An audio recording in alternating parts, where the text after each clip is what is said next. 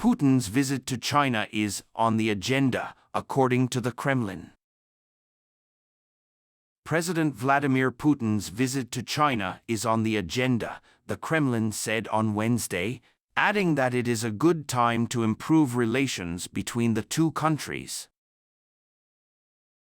Kremlin spokesman Dmitry Peskov, at his regular press conference, said that Putin's visit will be announced when the date is over. Now is the time to continue the rapid development of relations between Russia and China. Exact dates will be agreed and discussed with you. Negotiations are ongoing at all levels. Chinese President Xi Jinping promised unlimited cooperation, but just weeks before Russia launched the so-called special military operation in Ukraine on February 24, 2022, my dear friend Putin. China, a major buyer of Russian oil and gas, called for a de-escalation and eventual ceasefire in Ukraine, but Kyiv and its Western allies rejected the plan, saying it would shut down Russian civilization. Peskov said that during Putin's visit to China, the two presidents will focus on discussing bilateral economic and trade cooperation and international issues.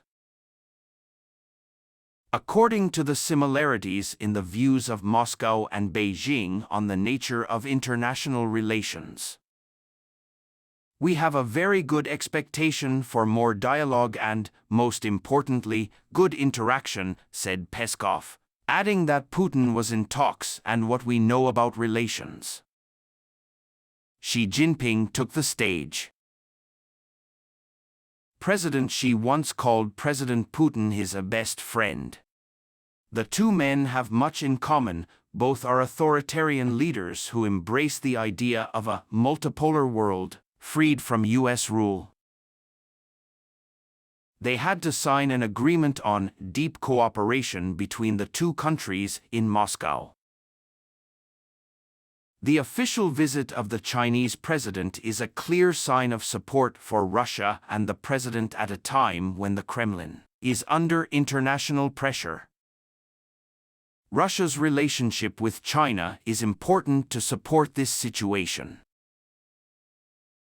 Nobel Peace Prize-winning journalist Dmitry Muratov thinks Putin is starting his own team.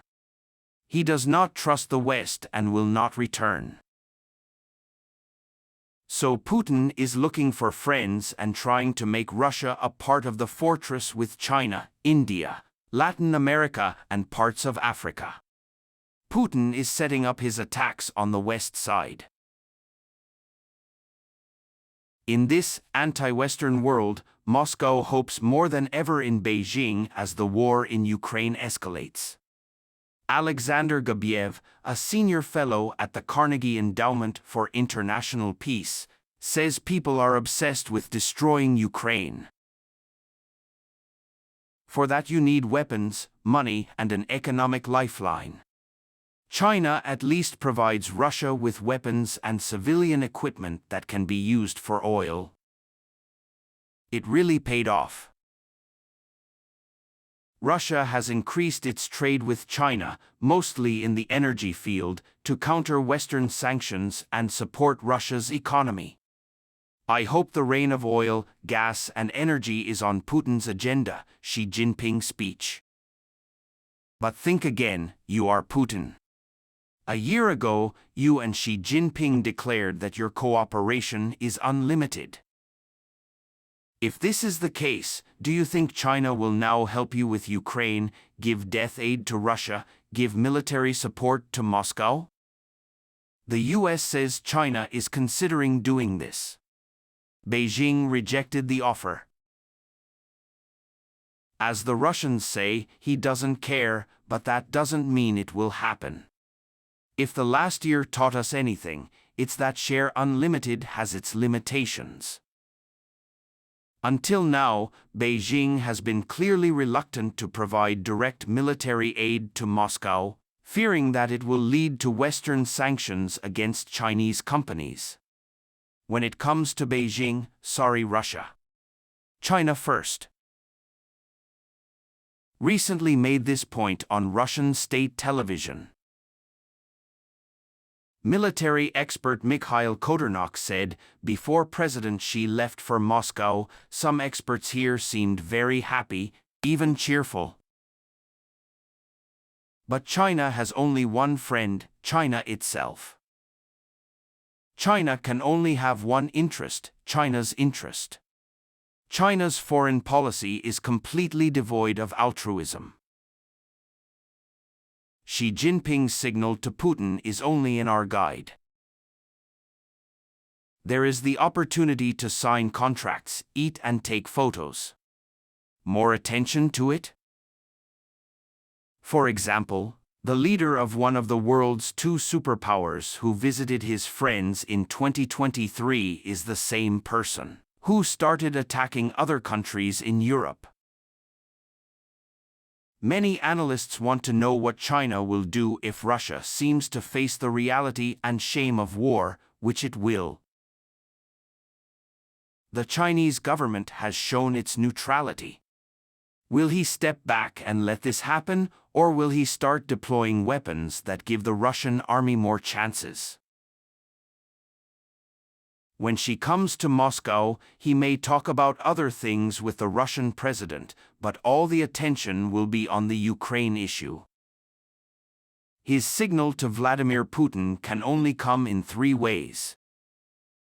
1. Time to consider some salvage interventions. 2. Green light to act more seriously. 3. Chinese leaders have no way. China is brokering a deal with Iran re-establishment of diplomatic relations between Saudi Arabia. It is preparing to go beyond its borders. This does not seem to make our choice likely. For an election, this will be a bright spot for Xi if Beijing can maintain its role of world peace after the Iran-Saudi deal. The main problem with this option is that it benefits China. The second most pessimistic option, but one reading, is that Russia's war with Ukraine is affecting Beijing's geopolitical strategy. The Kremlin is exploiting the West, consuming NATO resources, and the longer the war drags on, the more the Western people's appetite for conflict will be tested if the People's Liberation Army takes steps to seize Taiwan by force.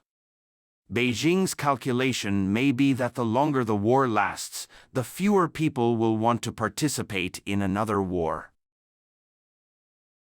The Chinese government-recognized media contrasts with the state-controlled media here too. The evening newspaper is in the Kremlin and devotes most of its programs to blaming the conflict of the West. It doesn't talk about a war, and it won't talk about invasion of Ukraine. China declares that the sovereignty of all countries, for example Ukraine, must be respected, but the legitimate security concerns of other countries, for example Russia, must also be respected. However, Xi Jinping did not visit Kiev. This is Moscow. So when she leaves Moscow in a few days, Putin will be worried about supporting China or being backed by one of the two most powerful men in the world. Smart money appears in the second.